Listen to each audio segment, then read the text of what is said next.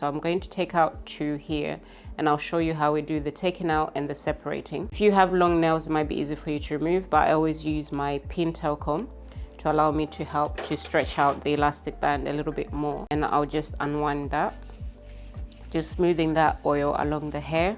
So you just undo your bantu knots, remove the elastic bands, and then you want to then go in and actually do the separating of the hair.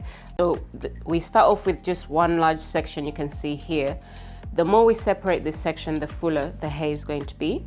So I can either separate this into maybe 4 sections first to start off with, and then I'll do the same thing for all the bantu knots, and then I go back in a second time and separate out a little bit more. So you want to take your time, you don't want to over separate the hair too much at the starting point here.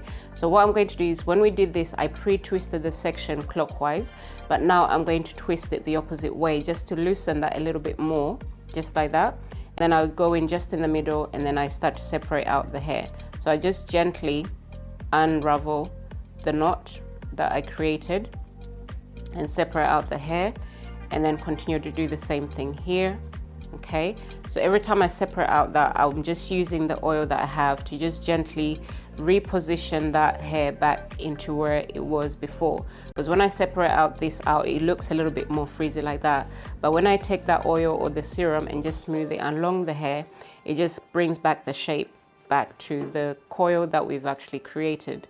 Okay, so that's why it's important to ensure that the hair dries completely, because if this wasn't really dry, as I go to separate this, it will just sit a little bit more frizzy, and we won't be able to manipulate the shape to go back into that curl that we want to have when we style the Bantu knots out. Okay.